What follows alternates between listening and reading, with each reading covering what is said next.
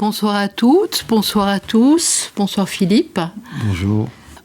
Alors, au programme, 3 rubriques. La première, Un divan dans le monde, accueillera Ami Dahan, avec qui nous allons nous entretenir sur la question de la gouvernance climatique. Dans la deuxième, Écho de la culture, Carolina Koretsky nous parlera du dernier film d'Almodovar, Madres Paralelas. Enfin, pour Actualité de la psychanalyse, Estela Solano Suarez interviendra sous le titre « Avant de lui répondre, laissez-le parler ». Mais d'abord, commençons par Un divan dans le monde.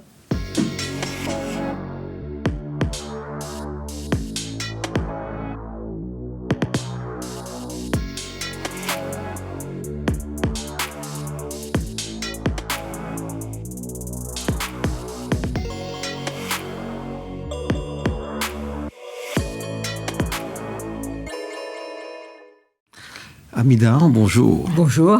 Nous vous remercions d'avoir accepté notre invitation. Alors, vous êtes mathématicienne, historienne des sciences, directrice de recherche émérite au CNRS. Vous vous êtes beaucoup intéressée donc aux questions non seulement scientifiques, mais aussi politiques et épistémologiques autour du changement climatique. Et dans le fond, c'est le véritable nœud formé par le sujet contemporain et le discours de la science qui oriente vos travaux. Vous avez publié en 2014 un ouvrage qui fait encore autorité, autant que son titre intrigue, Gouverner le climat. Le malaise dans la civilisation est donc devenu aujourd'hui, d'une certaine façon, le malaise dans le climat. Alors, nous avons donc une première question. Voilà. Alors, première question, Ami Dahan, à partir évidemment de votre livre que je présente, Gouverner le climat, avec un sous-titre très évocateur, 20 ans de négociations internationales. Livre que vous avez écrit avec Stéphane Aycout. Alors, première question, dans votre livre, vous situez un moment, je vais dire, de bascule, ou en tout cas important, quant à finalement le changement de statut, est-ce qu'on peut dire ça, changement de statut, ou l'objet climat, qui était un objet d'études scientifiques, de géographie, de différentes sciences physiques, etc., devient un objet de gouvernance. Alors, qu'est-ce que ça veut dire d'abord, gouvernance climatique. Ensuite, sous question, qu'est-ce qui vous a passionné finalement, vous, mathématicienne, vous venez des mathématiques, dans cette étude du climat et même des changements climatiques? Oui, donc merci de me recevoir.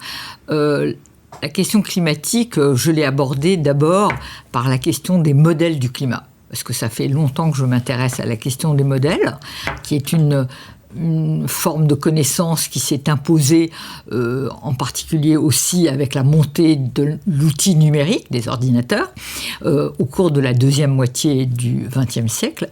Et l'objet climat, les modèles du climat, donc étaient étudiés dès les années 60 et 70, et déjà un certain nombre de climatologues avaient identifié le problème de l'augmentation vraisemblable de l'effet de serre avec le carbone.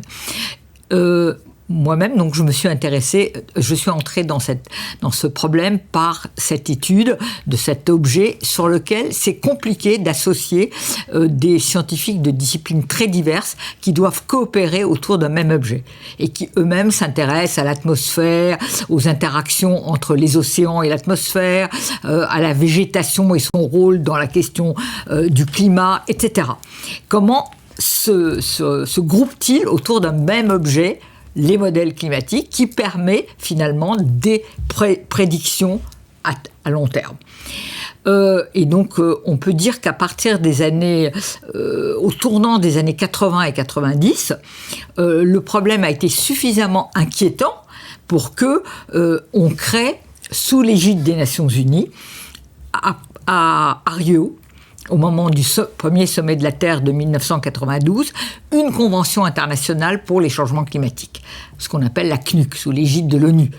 Et à partir de 2 ans plus tard, cette convention s'est réunie et elle a institué ces COP, conférences des parties, c'est-à-dire des pays en fait, chaque année.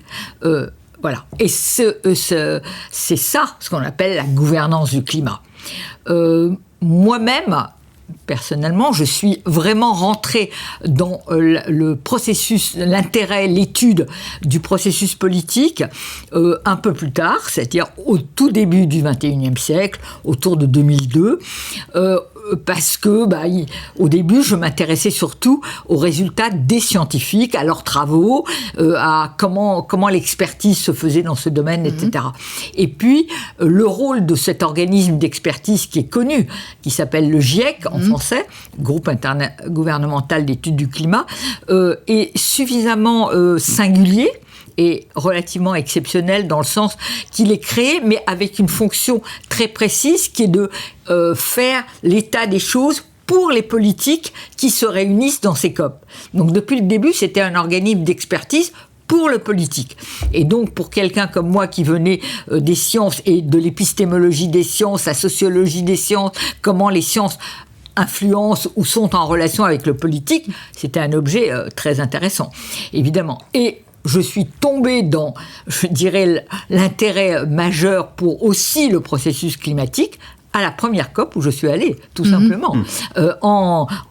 En fait, ça a commencé, mais disons, en 2004, je suis allée dans une COP à Buenos Aires. Là, j'étais déjà assez familiarisée avec les questions, je les avais relativement déjà assez étudiées d'un point de vue scientifique, et aussi sur le GIEC, enfin cet organisme.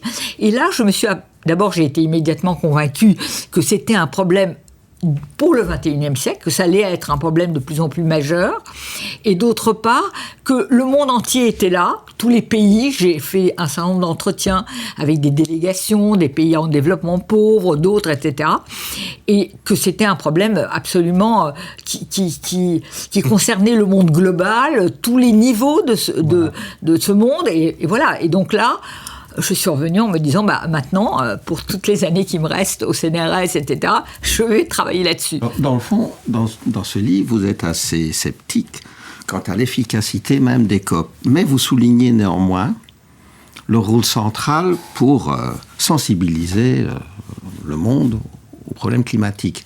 À telle enseigne que c'est l'une de vos thèses, c'est que le climato-scepticisme d'hier, celui de notre jeunesse dans le fond, qui s'apparentait à un doute raisonnable, est devenu aujourd'hui une position, voudrait-on dire, quasi délirante. Oui. Enfin, si vous voulez, vous avez utilisé le mot sceptique à trois moments de votre question, oui. Et pas tout à fait dans le même, je dirais, sens. C'est-à-dire, j'étais sceptique. Je suis aujourd'hui, je fais une analyse relativement lucide de ce que ça a apporté le processus de gouvernance. D'abord, le mot gouvernance, vous savez, c'est un mot qui vient du management. Il n'y a pas de gouvernement, il n'y a pas de gouvernement mondial. Donc, on réunit ces gens-là, tous les pays, et puis on est censé gouverner, enfin au sens de faire du management, et puis ça va avancer. C'est un mot que vous n'aimez pas. Non, c'est un mot qui appartient au vocabulaire du libéralisme, du néolibéralisme, même des années 1990. Le management des entreprises, des grands organismes, etc. Et en fait, à des moments donnés où il n'y a pas de véritable distribution des pouvoirs précis, tout ça est tacite et ça va fonctionner. Et c'est ça, si vous voulez, il faudrait que j'en dise beaucoup plus, mais l'âme un peu de cette gouvernance, de cette réunion énorme qui rassemble tout le monde, etc. Donc au début, d'ailleurs au début, il n'y avait que les pays développés du Nord qui étaient concernés, hein. C'était dans le processus de Kyoto, les premières années de cette gouvernance. Et les autres pays étaient invités à se familiariser avec le problème. Et au fur et à mesure que, d'abord, on a pris la mesure des enjeux, que par exemple les États-Unis qui voyaient la Chine monter en puissance, sa croissance, un rival économique proche et peut-être tout à fait menaçante pour lui, enfin pour ce pays, ne voulaient pas prendre des engagements si d'autres pays émergents n'étaient pas concernés. Donc la gouvernance elle-même, elle a changé de nature dans les années, autour des années 2010, et en particulier la conférence de Copenhague qui a eu lieu en 2009 et qui a été un grand échec. Un grand échec. Parce qu'on croyait qu'on allait résoudre le problème, là, et en fait non, pas du tout. Même en présence d'Obama qui n'était pas sceptique, qui était plutôt... Les démocrates sont traditionnellement aux États-Unis favorables au problème, alors que les conservateurs ont toujours fait preuve de scepticisme au sens de ne pas croire au problème, là vraiment de ne le pas croire. Finalement, Obama est venu et a eu la même attitude que Bush précédemment. Mais pourquoi ? Parce que les États-Unis, et c'est un des problèmes de cette gouvernance, ne voulaient rien lâcher si les autres pays n'étaient pas concernés. Donc c'est une illusion, la gouvernance internationale. Une illusion. Si vous voulez, c'est une certaine façon de ne pas se faire la guerre à l'échelle internationale. Donc, c'est tout ce qui concerne les Nations Unies, où il n'y a pas de contraintes, mais néanmoins, on se parle, on essaye de se convaincre. Et je reviens à votre question, d'une certaine façon, ce processus n'a pas été complètement vain, même si... Vous avez raison, et c'est ma thèse, c'est notre thèse dans ce livre, c'est-à-dire on n'a pas baissé les émissions au cours de ces 20 ans. On a beaucoup parlé, on a défriché le problème, on a essayé de trouver... Mais finalement, les émissions n'ont pas arrêté d'augmenter. Donc ça, c'est ce qu'on appelle le schisme de réalité. Donc, oui, on y reviendra tout à l'heure. Oui.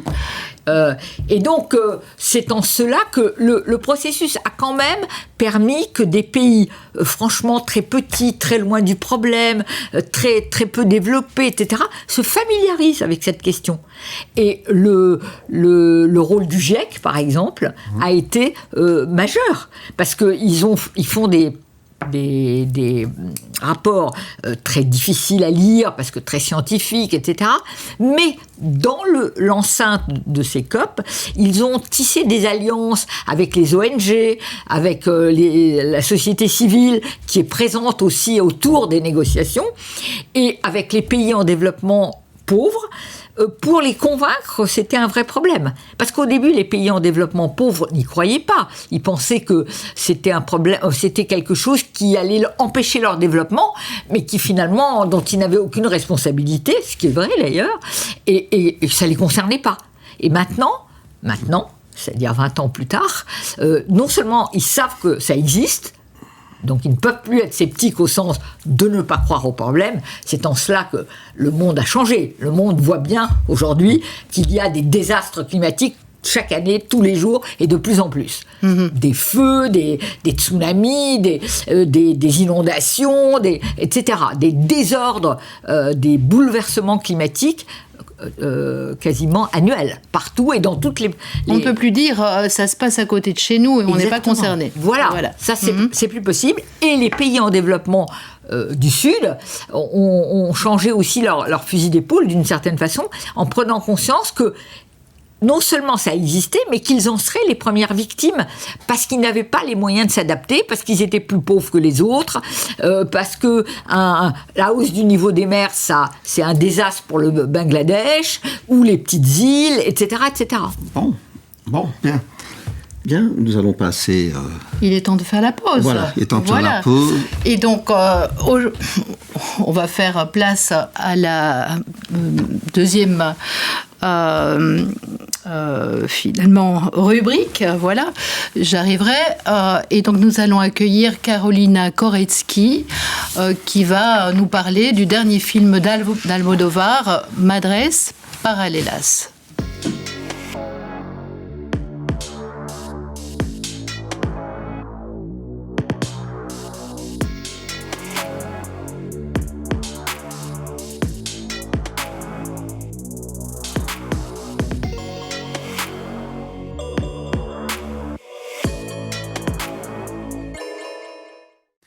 Carolina Koretsky, bonjour. Bonjour. Vous êtes psychanalyste à Paris, membre de l'école de la cause freudienne et de l'Association mondiale de psychanalyse, et pourtant, cela ne vous empêche pas d'aller au cinéma. Et vous allez nous parler d'Almodóvar. On vous écoute. Tout à fait. Je souhaitais vous parler de Madres Paralelas, Mères parallèles de Pedro Almodóvar, qui est le dernier film sorti en décembre dernier. Alors, Madres Paralelas s'ouvre au moment de la rencontre entre Janice, une femme proche de la quarantaine, interprétée par Penélope Cruz, et Anna, interprétée par Milena Smith, qui est encore une adolescente. Alors, toutes les deux vont partager la même chambre à la maternité. Elles vont accoucher seules. On va comprendre plus tard dans les films, toutes les deux, elles sont tombées enceintes par accident. Et pour des raisons bien différentes, elles ont décidé d'élever seules leurs enfants respectifs. Donc après l'accouchement, elles vont se séparer et puis plus tard se retrouver. Et à ces moments, au moment des retrouvailles, le film va prendre une toute autre tournure. Alors, qu'est-ce qu'être mère n'est pas le seul, je dirais, enjeu de ces films, parce qu'il y a aussi celui du grand débat, je dirais, qui agite et qui divise aussi l'Espagne actuellement, à savoir la recherche des fosses communes où ont été les victimes du franquisme.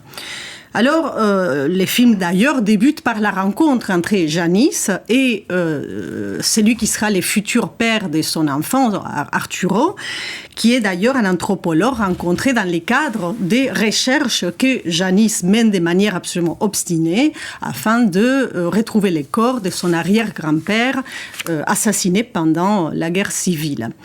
Alors, je dirais que c'est cette quête de vérité qui m'a intéressée, cette quête de vérité qui est au début du film, à la fin du film, mais on va dire qu'entre le début et la fin, il y a quelque chose que Janice va devoir traverser.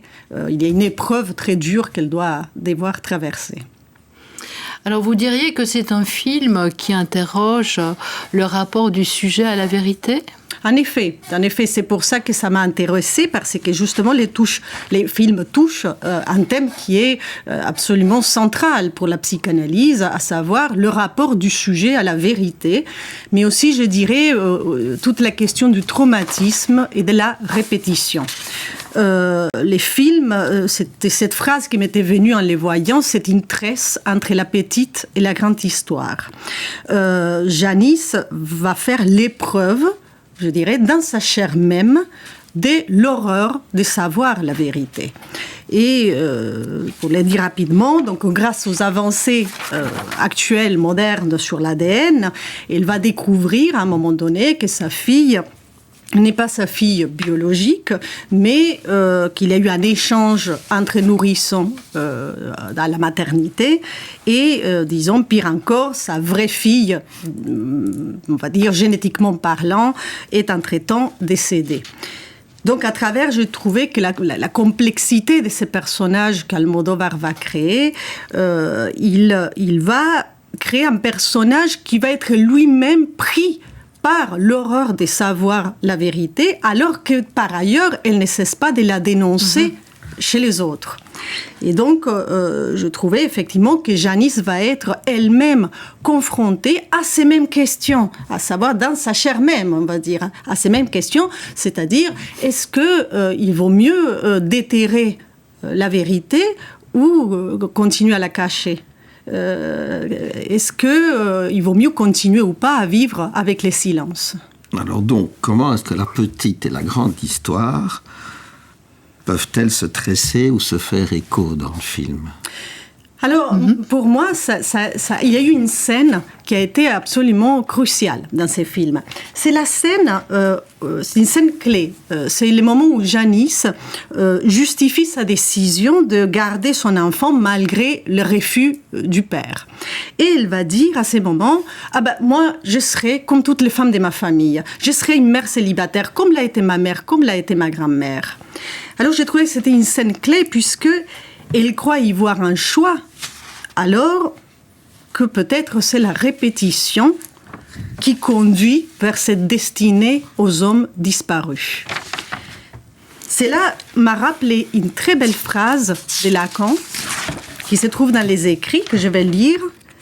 Lacan dit ceci: « C'est aussi que ces lambeaux des discours, faute d'avoir pu les proférer par la gorge, chacun de nous est condamné pour en tracer la ligne fatale à s'en faire l'alphabet vivant. » Alors la psychanalyse enseigne que la répétition n'est pas uniquement le retour des mêmes signifiants, mais également aussi le retour acéphale de ce qui reste inassimilable.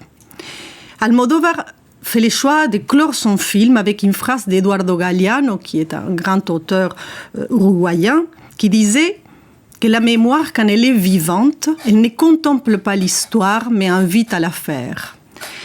Cette histoire, je dirais, dont les sujets se trouvaient expulsés lors du traumatisme, elle peut dès lors trouver une possibilité de réécriture, une réécriture qui, quand elle participe d'un bien dire, ne cherche pas à remplir les trous, mais à tisser autour d'eux.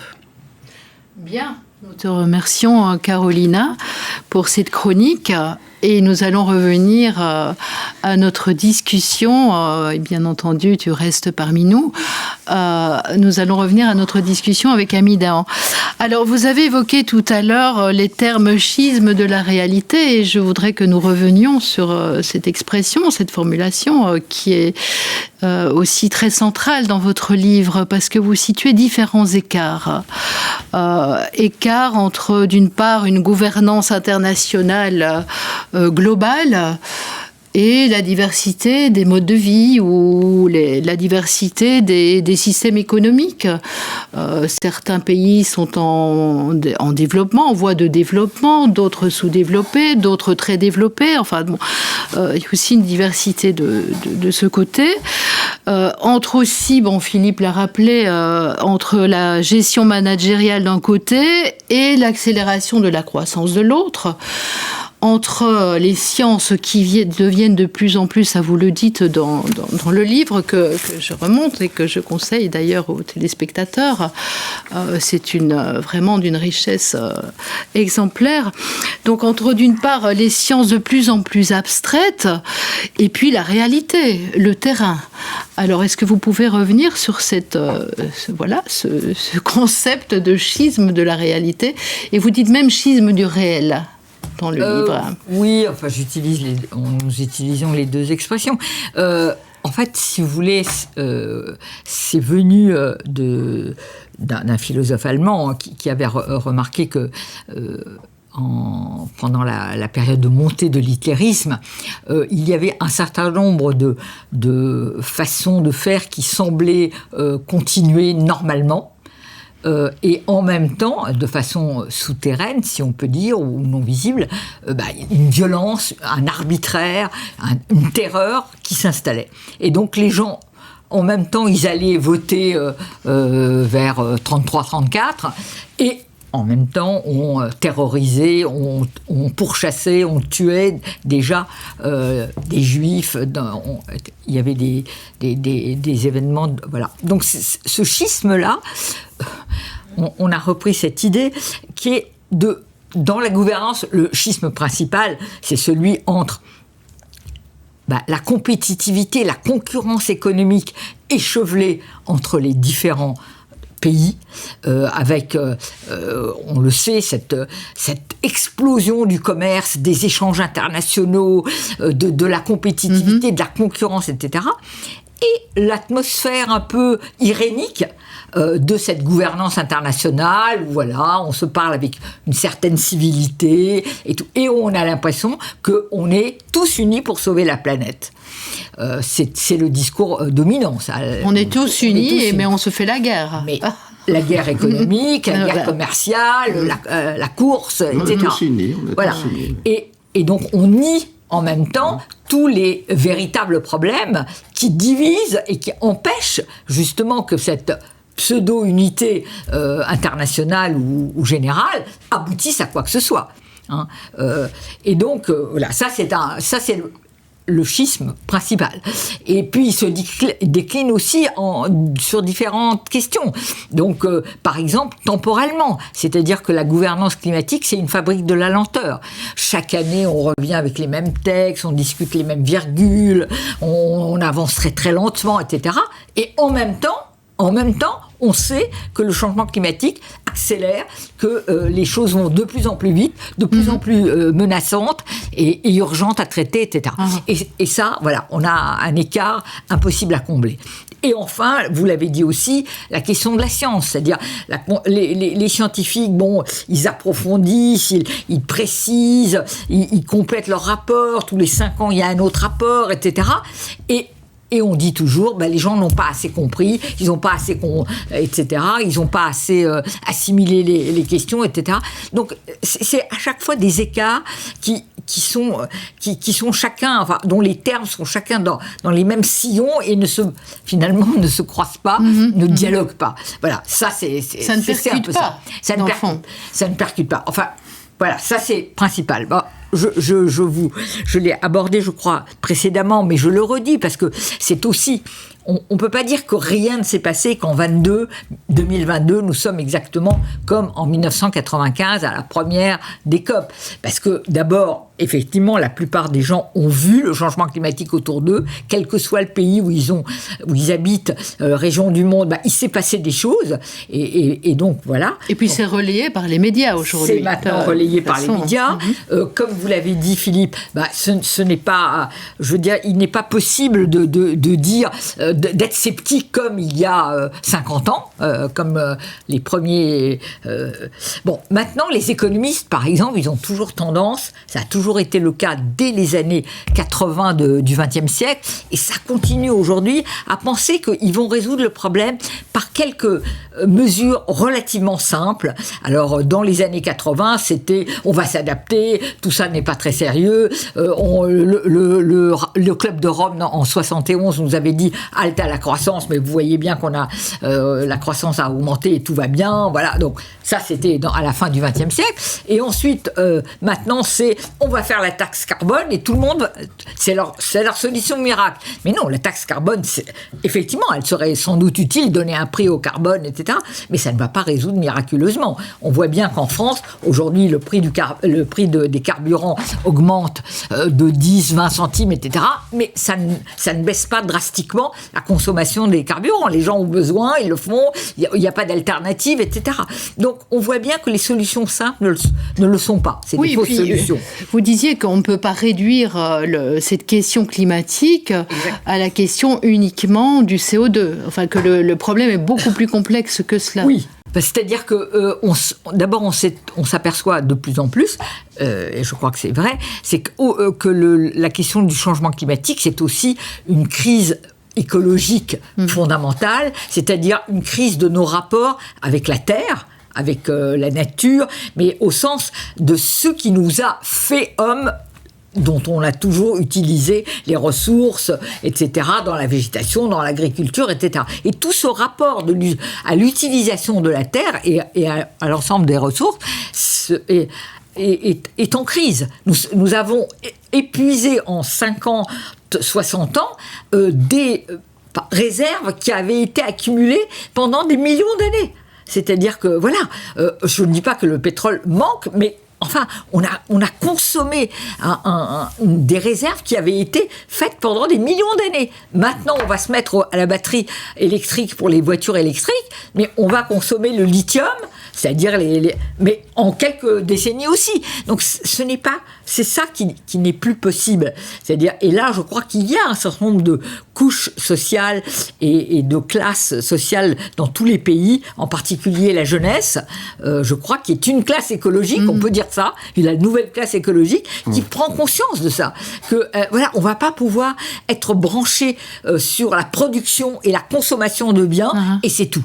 Il faut revoir toute notre vision du monde, notre cosmologie, je dirais, pour s'émanciper d'un certain nombre de rails dans lesquels on nous a mis, que l'économie ultralibérale nous a mis pratiquement depuis la Deuxième Guerre mondiale. On peut dire que depuis là, il y a eu les 30 glorieuses, etc. On avait l'impression d'être très riche, que tout était possible. Et finalement, on a consommé, mis tout le monde sur les mêmes modes de développement de société. La société américaine, c'est celle auquel aspire tout le monde, y compris la Chine antidémocratique et totalitaire. Les gens veulent quand même vivre comme les Américains. En lire votre livre, on peut penser à Molière, dans le fond, d'une certaine façon. Cacher ce réel que je ne saurais voir. Il y a là un réel auquel beaucoup de gens ne semblent pas vouloir croire. Pouvoir croire, dire. Oui, en fait, on ne veut rien savoir, dirais-je. Oui, on se disait avec Philippe, dans le fond, on sait, mais on ne veut pas savoir ou on ne peut pas savoir. Il y a quelque chose... oui, c'est un peu vrai, on ne peut pas savoir. Mais aussi, c'est une transformation titanesque. Faut quand même le reconnaître. Oui. Et il y a des inégalités sociales partout, dans tous les pays. Et donc, pour les classes populaires ou les personnes qui sont particulièrement... qui souffrent de cette inégalité, eh bien, elles ne voient pas... Si vous voulez, il y a ces fameux problèmes de fin du mois et de fin du monde. C'est-à-dire, elles voient la fin du mois d'abord et ne s'intéressent pas à des choses qui sont... un peu souterraines, mais qui sont en train d'avancer inéluctablement et qui sont en train de détruire le monde dans lequel nous vivons. Et donc, c'est ces enjeux-là majeurs qui ne sont pas mis en avant par, d'une certaine façon aussi, les responsables politiques. Alors, les intellectuels commencent à le faire, les gens... Mais ça reste... c'est encore un peu... ce n'est pas encore devenu majoritairement le problème numéro 1 pour ceux qui sont en capacité de pouvoir politique, de décision majeure dans nos sociétés. Alors, sommes-nous condamnés ? Je reprendrai ce terme à Carolina, qui parlait de condamnation tout à l'heure. Eh bien, j'espère que non, mais je crois que nous sommes... nous devons compter beaucoup sur les générations, la génération des jeunes, qui est particulièrement sensible aujourd'hui à l'ensemble de ces problèmes. Et puis, tous ceux qui sont engagés, je dirais comme moi, mais peut-être comme vous, si vous avez voulu me questionner sur toutes ces questions, c'est que vous êtes aussi taraudés par ce problème qui devient majeur. Donc, il y a de plus en plus de gens qui le sont, on le sent, mais ce que je voudrais dire, c'est que nous avons aussi à élaborer collectivement, et là, tous les groupes, les communautés, des visions du futur qui soient suffisamment riches et je dirais pluriel. Il n'y en aura pas qu'une, parce que c'est pas un petit groupe qui va élaborer le futur aujourd'hui pour l'humanité, parce que finalement c'est quelque chose de cela dont on parle. C'est comme quand on est passé à la fin du XVIIIe siècle vers l'avènement des sociétés démocratiques, un peu qui s'émanciper d'un certain nombre de contraintes et de divisions sociales. Maintenant, nous avons besoin de passer à un autre monde et il se fait qu'on doit y passer, je dirais, globalement, planétairement. C'est-à-dire, on ne peut pas seulement se dire la France va y passer ou même l'Europe va y passer. Non, parce qu'on sait bien que tout le problème climatique, écologique, les forêts, tout ça, c'est des problèmes qui concernent tout le monde. Et donc, c'est ça aussi la difficulté. C'est pour ça que cette gouvernance que je décortique avec que nous décortiquons avec Stéphane Aïkout, avec beaucoup je dirais pas de méchanceté, mais d'acuité pour pour souligner ses faiblesses, eh bien, on est obligé quand même on ne peut pas complètement la squeezer, parce qu'on a besoin d'un dialogue avec tous les autres pays, avec les autres États, les entraîner, etc. Et donc, voilà, il y a, je dirais, plusieurs cercles de gouvernance qui sont en train d'émerger. Il y a les négociations internationales, qui sont un peu là, les blocs historiquement constitués des pays, mais il y a aussi tout ce que dans le livre nous décrivons comme étant le off, c'est-à-dire ce deuxième cercle, où il y a la société civile, mais aussi des entreprises qui veulent prendre des responsabilités, ou d'autres qui veulent essayer de nous enfumer avec des pseudo-solutions. Il faut beaucoup de lucidité. Et puis, il y a ceux qui manifestent, c'est-à-dire dehors, les jeunes qui disent blablabla. Donc, ils ont un peu raison de dire blablabla, mais ça ne suffira pas. Il faut construire plus de choses, de solutions, que simplement dénoncer le blablabla. Eh bien, voilà, ce sera le mot de la fin. Oui, nous vous remercions. Nous vous remercions vraiment beaucoup d'être venus nous voir, nous avoir éveillés à tout ça. Nous allons passer maintenant donc à la rubrique suivante, actualité de la psychanalyse avec Estela Solano Suarez.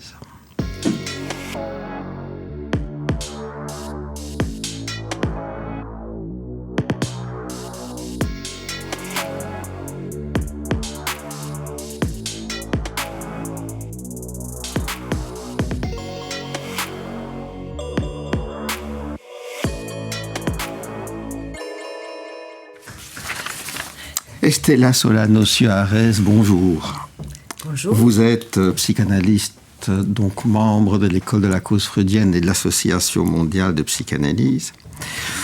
Vous allez nous parler de la médecine, de la science et des enfants, sous le titre très évocateur suivant. Avant de lui répondre, laissez-le donc parler. C'est à vous. Merci beaucoup.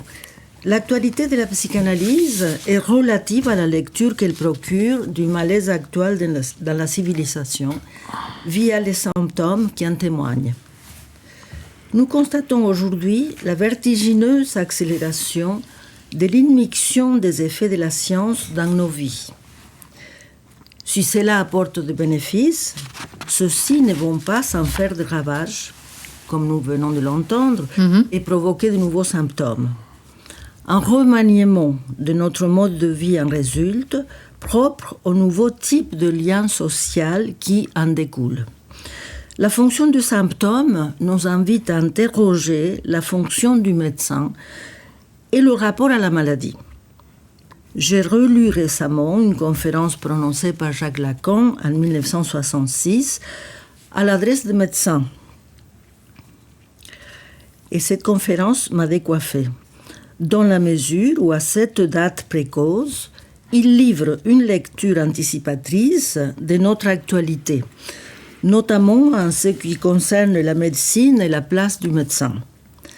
Il signale que, depuis que la médecine est entrée dans sa phase scientifique, la fonction du médecin n'est plus entourée du prestige et de l'autorité d'autrefois. Celui-ci devient un chaînon parmi d'autres au service d'un monde scientifique ouvert à la multitude de spécialisations de ces différentes branches.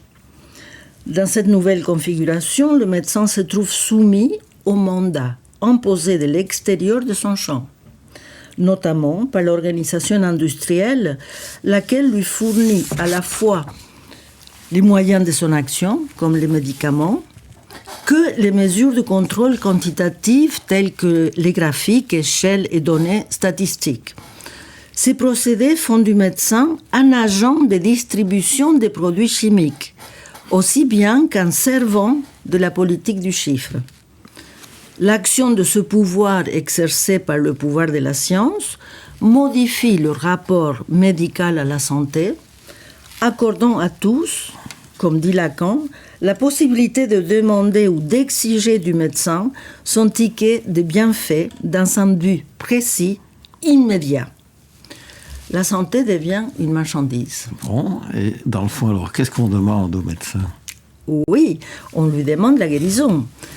Comment va-t-il répondre ?